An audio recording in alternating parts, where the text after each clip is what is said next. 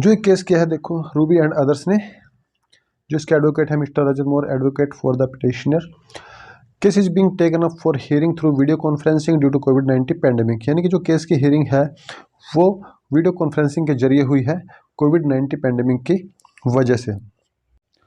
आगे इसमें कहा है learned counsel conceded that complete result for selection to the post of female constable has not been declared in terms of order dated 22 May 2014 in CWP number 2201 of 2014।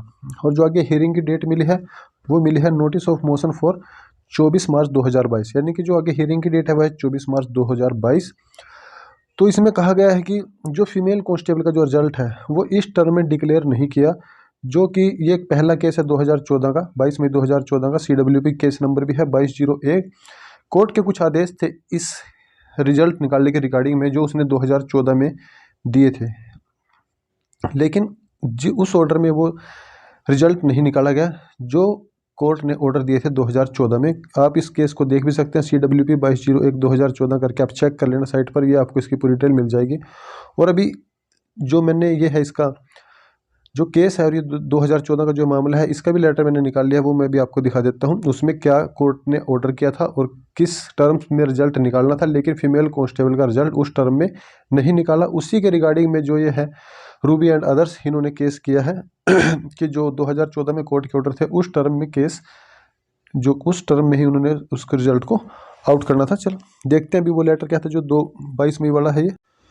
तो ये है वो letter civil writ petition number 2201 2014 का, विकास शर्मा का है, इसके advocate है अन्नू। तो ये अभी देखते हैं इस लेटर को। वैसे बहुत बड़ा ये 2 पेज का लेटर है, लेकिन इसमें जो मेन बात है वो मैं आपको बताता हूँ।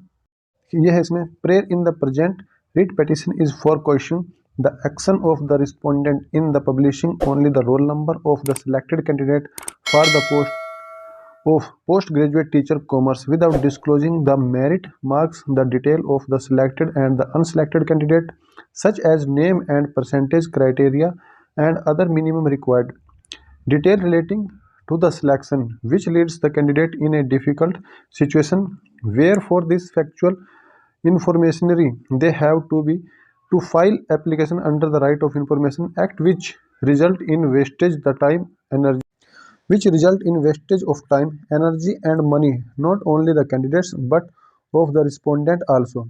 Contention is that the same should be either published or put on the website so that each candidate who has participated in the selection is aware of the factual aspect with regard of this position, vice versa the selected candidate। यानी कि इसका मतलब अभी मैं आपको हिंदी में बताता हूँ। देखो अभी आगे हिंदी है, इसकी हिंदी करके दिखाता हूँ आप लोगों को। इसकी में देखो इसकी हिंदी यहाँ पे मैंने डाली भी है, यहाँ पे इसकी हिंदी इसमें देखो स्पष्ट इसमें लिखा है। वैसे हिंदी इंग्लिश से भी मुश्किल लगता है अगर हम शुद्ध हिंदी पढ़ते हैं, तो इसमें साफ साफ यही लिखा है कि जो भी वेबसाइट है जो अपनी साइट पे डालते हैं अपने रिजल्ट को, वो उन रिजल्ट में सिर्फ क्या किसने शिक्षा विभाग के जो पोस्ट ग्रेजुएट टीचर कॉमर्स के स्टूडेंट थे उनके सिर्फ रोल नंबर डाले और कुछ नहीं। बाकी आपको पता ही है HSSC भी ऐसे ही करती है। तो ये केस उसी के रिगार्डिंग में किया था 2014 में।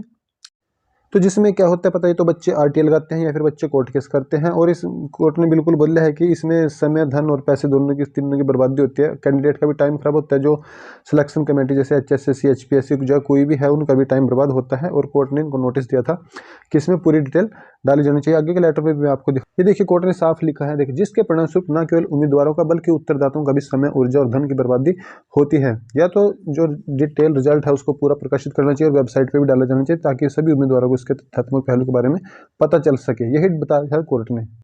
ये देखिए आगे इसी लेटर में लिखा है this submission are taken as suggestion and the respondent are called upon the respond to the same of the by way of affidavit within the 3 week from today although this the present writ petition pertains only to the selection of the post of postgraduate teacher commerce.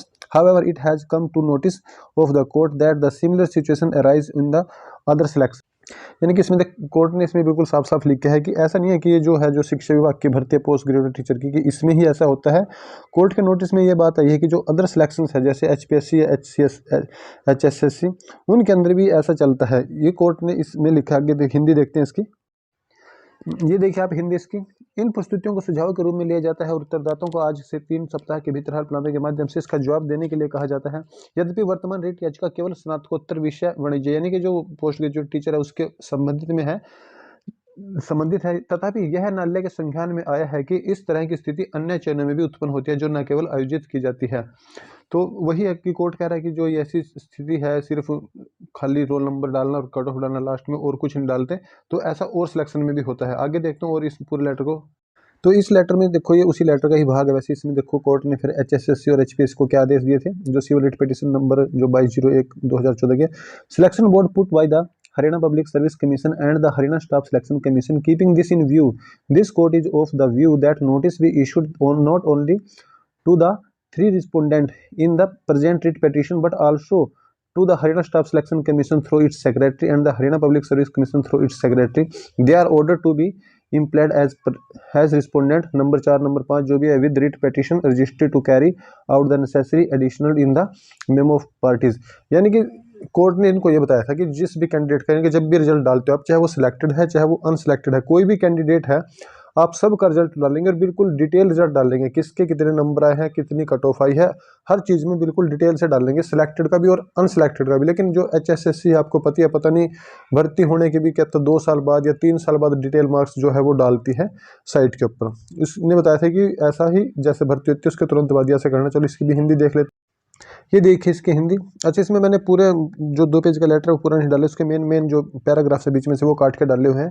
चाहो तो आप इनको pause करके इनके English और हिंदी दोनों एक साथ इकट्ठे देख सकते हैं। देखिए इसकी हिंदी में क्या लिखा है, वही 2014 के चयन बोर्ड जो केस है 2201 है।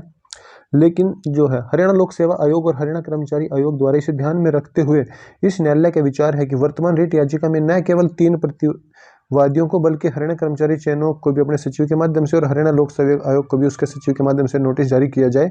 उन्हें रिट याचिका में प्रतिवादी संख्या 5 और जो 4 है जिसके रूप में पक्षकार बनाने का आदेश दिया जाए। पार्टियों के ज्ञापन में आवश्यक परिवर्तन जो भी है इसमें आप इसको पढ़ सकते। देखिए लेटर का देखिए अगला भाग।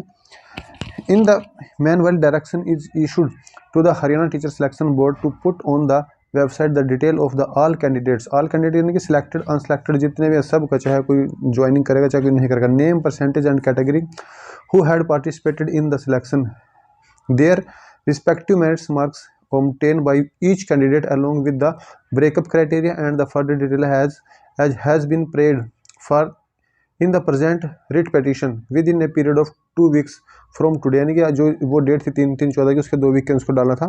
Copy of the order be given designated to the council for the state under the signature the special secretary of this court.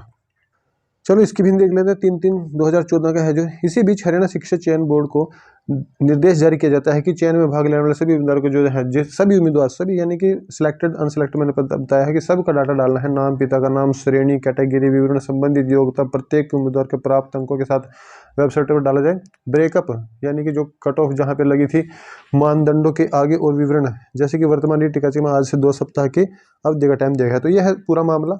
इसमें 2014 का जो लेटर है ये इसमें बताया गया है कि 2014 के केस में कोर्ट ने आदेश दिया था बिल्कुल HSSC को भी और HPSC को भी कि जो आपको जो डाटा डालना है साइट के ऊपर वो सिलेक्टेड अनसिलेक्टेड सभी कैंडिडेट का पूरा डालना है, बिल्कुल रोल नंबर, नाम, माँ का नाम, बाप का नाम, श्रेणी, कट ऑफ जो भी है। लेकिन जो HSSC अपनी वो पति आप लोगों को सोई रहती है 2 साल बाद, पता नहीं 3 साल बाद, 2018 की पुलिस भर्ती का पता नहीं 2 साल बाद कितने साल बाद डिटेल मार्क्स जो वो आते हैं। लेकिन इनका आदेश था कि वो बिल्कुल किसी भी कैंडिडेट को कोर्ट के चक्कर नहीं कटवाने, RTA नहीं लगवानी, क्योंकि बच्चे फिर बाद में RTA लगाते हैं, कोर्ट केस करते हैं जिसमें कोर्ट का भी समय बर्बाद, कैंडिडेट का भी समय बर्बाद, जो सिलेक्शन कमेटी HSSC HPSC उनका भी समय बर्बाद। इसलिए जो आज की जो फीमेल कांस्टेबल वाला जो 9 तारीख को एक केस हुआ था परसों, यानी कि फीमेल कांस्टेबल वाला, और उन्होंने उसी लेटर का हवाला दिया है जो कोर्ट ने 2014 में दिया था पोस्ट ग्रेजुएट टीचर थे जो कॉमर्स के, उनके उसी का रेफरेंस देकर कोर्ट केस किया है परसों कि फुल डिटेल जितने भी कैंडिडेट्स हैं जो सिलेक्टेड है अनसिलेक्टेड है, क्योंकि परसेंटल मेथड से पता है आपको कम नंबर वाला रह गया और कम नंबर वाले बच्चे ज्वाइनिंग करके हैं, ज़्यादा नंबर वाले रह चुके हैं। तो उसी के ऊपर केस एक और केस किया है अभी परसों ही रूबी एंड अदर्स ने, और कितने कैंडिडेट होंगे इसमें वो पता नहीं। इन्फॉर्मेशन कैसी लगी आपको, और भी ऐसी इन्फॉर्मेशन जानने के लिए चैनल को सब्सक्राइब करें,